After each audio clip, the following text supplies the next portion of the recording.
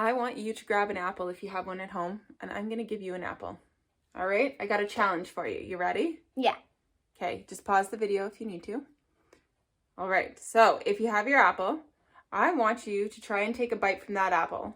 Okay. But you can't bend your elbow. Nice and straight. I can't. You can't? What do you mean? What do you need in order to be able to eat that apple?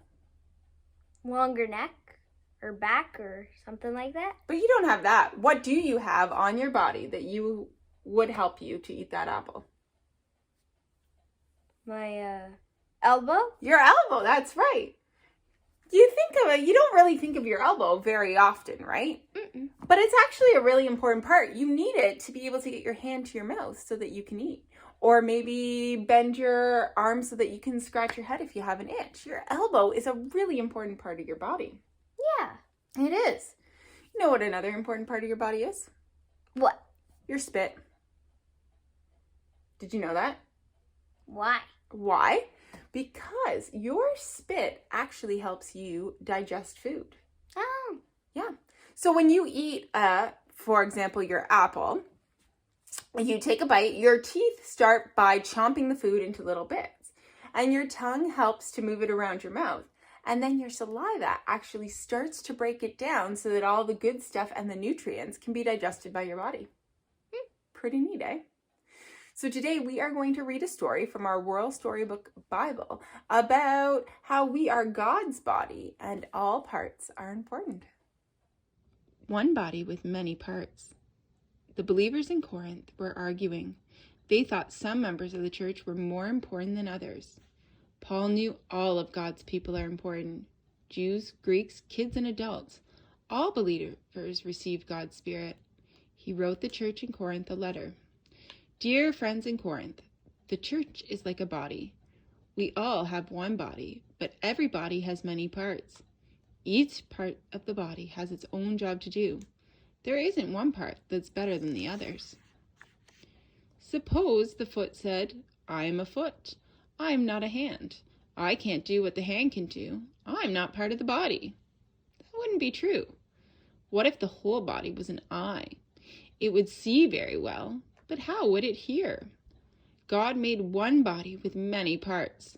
The church is the same way. We are all part of one church, and the church has many members. Pastors, choir members, teachers, worship leaders, readers, and people who heal. All the members have different gifts to share with the others, and we each need the gifts of others bring too. If one member is hurting, we all hurt. If one member rejoices, we all rejoice. Together we can love and care for each other, just like the parts of a body. Together we are the body of Christ. Your friend, Paul. Okay, so what was the lesson of that story? The lesson of the story was everybody is important. Everybody's important. Not one person is better than another. True.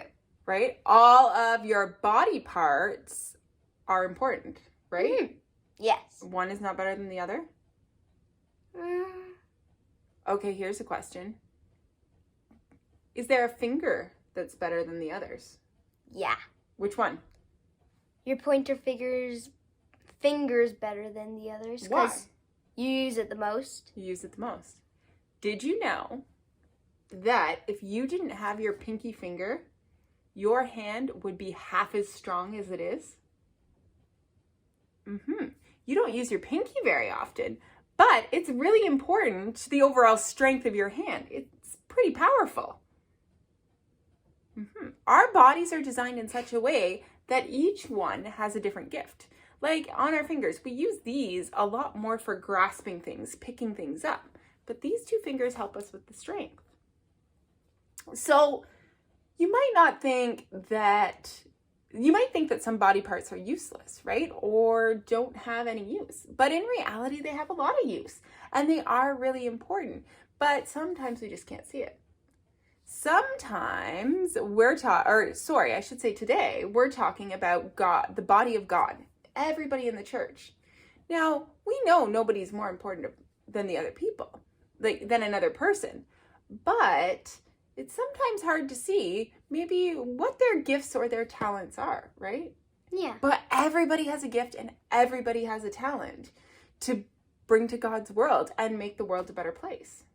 Yeah. So what are some of the gifts or talents you have or bring to the world? That's a pretty hard question, isn't it? I'm not going to keep you on the spot here because I know it's pretty big.